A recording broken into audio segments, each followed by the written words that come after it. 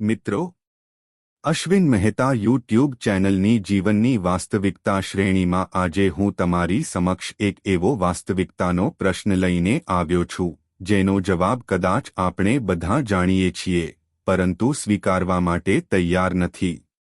એક દિવસ આપણું આ જીવન પૂરું થવાનું છે તો પછી આપણે આખી જિંદગી શું ભેગું કરી રહ્યા છીએ? જરૂરિયાતો કે ઈચ્છાઓ, સુખ કે સુવિધાઓ, શાંતિ કે સતત દોડધામ? આજની મારી વાતનો અંત સુધી જરૂર વિચાર કરજો, કારણ કે અંતે હું તમને એક એવો સરળ પ્રશ્ન પૂછીશ જે કદાચ તમારી જીવન જીવવાની રીત જ બદલી શકે। જીવનને એક ઘડા સાથે સરખાવીએ। આપણે જન્મ્યા ત્યારથી જ આપણા જીવનનો આ ઘડો ધીમે ધીમે ખાલી થઈ રહ્યો છે। દરેક શ્વાસ સાથે, દરેક ક્ષણ સાથે આપણા આયુષ્યનો એક ભાગ ઓછો થઈ રહ્યો છે। આપણે કહીએ છીએ કે હું મોટો થઈ રહ્યો છું, પરંતુ જીવનની સાચી વાસ્તવિકતા એ છે કે આપણે મોટા નથી થઈ રહ્યા। આપણું જીવન નાનું થઈ રહ્યું છે, આપણી ઉંમર વધી રહી છે, પરંતુ આપણા જીવનમાં જીવવાનો સમય ઘટી રહ્યો છે। જરા વિચારજો, બાળપણ ગયું, યુવાની પણ ધીમે ધીમે પસાર થઈ રહી છે। આજે જે સમય આપણી પાસે છે એ આવતીકાલે ફરી પાછો મળવાનો નથી। પરંતુ સૌથી આશ્ચર્યની વાત શું છે?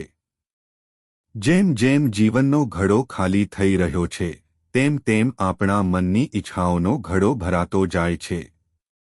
આપણે વિચારવું જોઈએ કે હવે તો જીવનનો સમય ઓછો થઈ રહ્યો છે એટલે મનનો બોજ પણ ઓછો થવો જોઈએ। પરંતુ ખરેખર આપણે શું કરીએ છીએ? એક ઈચ્છા પૂરી થાય છે તો બીજી ઊભી થાય છે, બીજી પૂરી થાય છે તો ત્રીજી ઊભી થાય છે, અને જીવનના અંત સુધી આ હજુ થોડું વધારેની દોડ ચાલુ જ રહે છે। જીવનનો ઘડો ખાલી થતો જાય છે પણ ઈચ્છાઓનો ઘડો ભરાતો જાય છે। આ જ જીવનની સૌથી મોટી કડવી વાસ્તવિકતા છે। જરૂરિયાત ઓછી છે પરંતુ ઈચ્છાઓ અનંત છે। હવે આપણે એક સવાલ કરીએ, માણસને ખરેખર જીવવા માટે કેટલું જોઈએ? શ્વાસ લેવા માટે હવા, પીવા માટે પાણી, ભૂખ સંતોષવા માટે અન્ન, તન ઢાંકવા માટે વસ્ત્ર અને જીવન જીવવા માટે થોડો પ્રેમ, થોડો સ્નેહ અને થોડું માનવીય જોડાણ। આપણી મૂળભૂત જરૂરિયાતો તો બહુ ઓછી છે, પરંતુ સમસ્યા ત્યાંથી શરૂ થાય છે જ્યાં જરૂરિયાતનું રૂપાંતર ઈચ્છામાં થાય છે। ભૂખ લાગી હતી, અન્ન જોઈએ હતું, પણ મન કહે છે મારે તો આજ હોટેલનું ખાવું છે। તન ઢાંકવા માટે કપડાં જોઈએ હતા, પણ મન કહે છે મારે તો મોંઘી બ્રાન્ડના જ કપડાં જોઈએ। રહેવા માટે ઘર જોઈએ હતું, પણ મન કહે છે મારે બીજા કરતાં મોટું ઘર જોઈએ। અને પછી શરૂ થાય છે એક અનંત દોડ। પેલા પાસે આ છે, મારી પાસે કેમ નથી? તેની પાસે આટલું છે, મારી પાસે હજુ કેમ નથી? મારે પણ એ જોઈએ, મારે પણ એ મેળવવું છે। બસ દેખાદેખીમાં આ મારે જોઈએ હેની દોડમાં માણસ પોતાનું સૌથી કિંમતી ધન જેવી મનની શાંતિ ગુમાવી બેસે છે। એક સવાલ, તમે વસ્તુઓ ખરીદી રહ્યા છો કે તમારી શાંતિ વેચી રહ્યા છો? જરા પોતાના જીવન તરફ નજર કરો। કેટલી વસ્તુઓ આપણે એવી ખરીદી છે જેની ખરેખર આપણને જરૂર જ નહોતી? કેટલી ઈચ્છાઓ એવી હતી જે થોડા દિવસો પછી આપણને યાદ પણ રહી નહીં? અને કેટલી વસ્તુઓ માત્ર એટલા માટે જોઈતી હતી કે બીજા પાસે એ વસ્તુ છે તો મારી પાસે પણ હોવી જોઈએ? આ દેખાદેખીની સ્પર્ધાનો વિચાર ખૂબ જ ખતરનાક છે, કારણ કે જ્યારે આપણે બીજાની સાથે સરખામણી શરૂ કરીએ છીએ ત્યારે મનમાં ઈર્ષ્યા જન્મે છે અને આપણું સુખ આપણા હાથમાં રહેતું નથી। આપણે આપણી જિંદગી બીજાની જિંદગીના આધારે જીવવા લાગીએ છીએ। કોઈની કાર જોઈને આપણું સુખ ઓછું થઈ જાય છે, કોઈનું મોટું ઘર જોઈને આપણું ઘર નાનું લાગે છે, કોઈની સફળતા જોઈને આપણને પોતાની સફળતા અધૂરી લાગે છે, પરંતુ યાદ રાખજો, તમારી પાસે જે છે તેની કિંમત કોઈ બીજાની પાસે શું છે તેનાથી નક્કી થતી નથી. તમારી પાસે જે છે તેમાં સંતોષ અનુભવવો એ જ સાચી સમૃદ્ધિ છે. હવે એક સવાલ: સાચો ધનવાન કોણ? શું સાચો ધનવાન એ છે જેના બેંક ખાતામાં કરોડો રૂપિયા છે, કે પછી એ વ્યક્તિ જેની પાસે ઓછું છે પરંતુ મનમાં સંતોષ છે? મારો જવાબ છે, સાચો ધનવાન એ નથી જેની પાસે સૌથી વધારે સાધનો છે. સાચો ધનવાન એ છે જેને સૌથી ઓછા સાધનોની જરૂર પડે છે.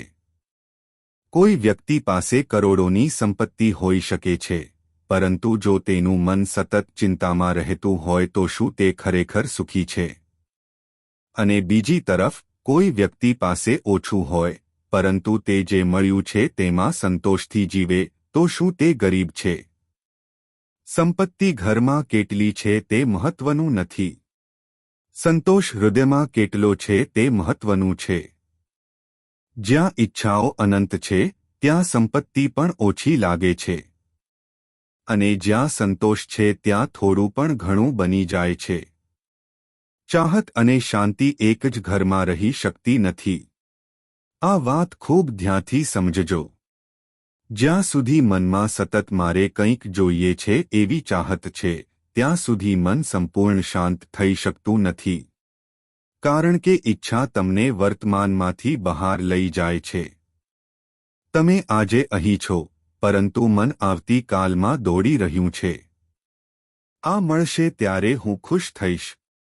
આ વસ્તુ ખરીદીશ ત્યારે મને શાંતિ મળશે. આટલા પૈસા કમાઈશ પછી હું આરામ કરીશ. પરંતુ જીવનની સૌથી મોટી વાસ્તવિકતા એ છે કે જ્યારે તમારી એક ઈચ્છા પૂરી થાય છે ત્યારે મન તમને બીજી ઈચ્છા આપી દે છે. અને પછી આખી જિંદગી આ મળ્યા પછી ખુશ થઈશમાં પસાર થઈ જાય છે. ક્યારેક થોભીને પોતાને પૂછજો, હું સુખની શોધમાં આખી જિંદગી દોડી રહ્યો છું, પરંતુ શું હું જે ક્ષણમાં જીવી રહ્યો છું તેનું સુખ માણી રહ્યો છું? હવે પ્રશ્ન એ છે કે આ ઈચ્છામાંથી બહાર કેવી રીતે નીકળવું? ઉપાય ખૂબ સરળ છે, પરંતુ તેના માટે સમજણ જોઈએ. હવે જ્યારે પણ તમારા મનમાં કોઈ નવી ઈચ્છા જન્મે ત્યારે તરત તેને પૂરી કરવા દોડશો નહીં.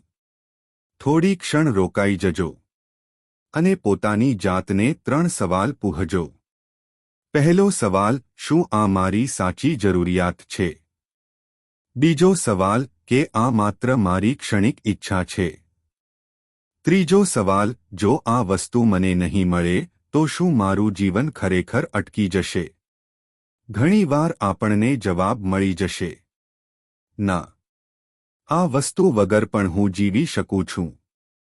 અને એ જ ક્ષણે તમારી અંદર એક નવી સમજણનો જન્મ થશે. માટે ઈચ્છા થાય ત્યારે તરત દોડશો નહીં. યાદ રાખજો, દરેક ઈચ્છા પૂરી કરવી જરૂરી નથી.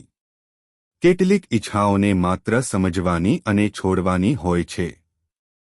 મન કહે ત્યારે તરત ખરીદવું નહીં. મન કહે ત્યારે તરત મેળવવું નહીં. મન કહે ત્યારે તરત દોડવું નહીં. ક્યારેક માત્ર થોભી જજો. કારણ કે સમય આપશો તો ઘણી ઈચ્છાઓ પોતે જ શાંત થઈ જશે. હવે સૌથી મહત્વનો સવાલ એ છે કે જીવનનો ઘડો ખાલી થાય તે પહેલાં મનનો બોજ ખાલી થશે. એક દિવસ એવો આવશે જ્યારે આ જીવનનો ઘડો સંપૂર્ણ ખાલી થઈ જશે. તે દિવસે આપણી પાસે રહેલી સંપત્તિ અહીં જ રહી જશે. મોટું ઘર અહીં જ રહી જશે, મોંઘી કાર અહીં જ રહી જશે, બેંક બેલેન્સ અહીં જ રહી જશે. નામ અને પ્રસિદ્ધિ પણ અહીં જ રહી જશે. તો પછી સાથે શું જશે? આપણા કર્મો, આપણી કરેલી સેવા, આપણે આપેલો પ્રેમ, આપણે આપેલી ક્ષમા અને આપણા જીવનથી કોઈના હૃદયમાં જન્મેલી સદ્ભાવના. તો પછી શા માટે આપણે આખી જિંદગી એવી વસ્તુઓ પાછળ દોડીએ છીએ જે અંતે અહીં જ રહી જવાની છે?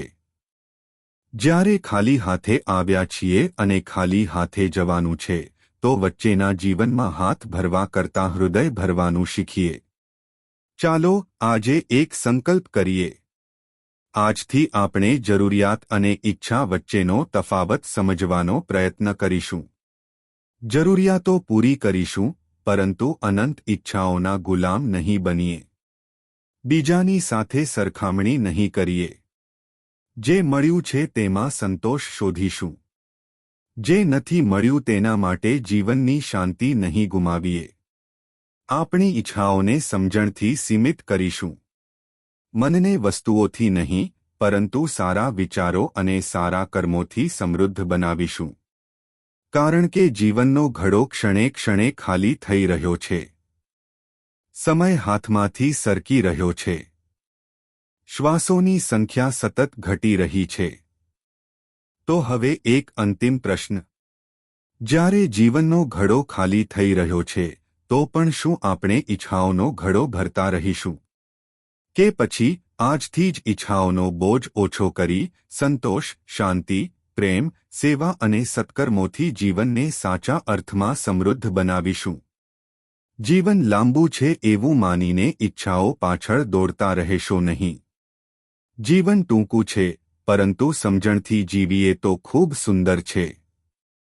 ચાલો જીવનના આ ખાલી થતા ઘડામાં વધુ વસ્તુઓ નહીં, પરંતુ વધુ સંતોષ ભરીએ.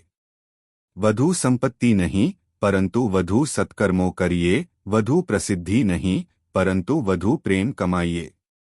અને જ્યારે જીવનનો અંતિમ સમય આવે, ત્યારે મનમાં કોઈ અફસોસ ન રહે કે હું આખી જિંદગી મેળવતો રહ્યો, પરંતુ સાચા અર્થમાં જીવી જ ન શક્યો. એના બદલે હૃદયથી કહી શકીએ, મને જીવનમાં જે મળ્યું તેમાં હું સંતોષી રહ્યો. જેટલું મળ્યું એટલું વહેંચ્યું, જેટલું શક્ય હતું એટલું સારું કર્યું. અને હવે જ્યારે જીવનનો ઘડો ખાલી થઈ રહ્યો છે, ત્યારે મારું મન પણ ઈચ્છાઓના ભારથી મુક્ત છે. આ જ છે જીવનની સાચી સંપત્તિ. આ જ છે જીવનની સાચી શાંતિ. અને કદાચ આ જ છે જીવનની સૌથી મોટી વાસ્તવિકતા. આભાર.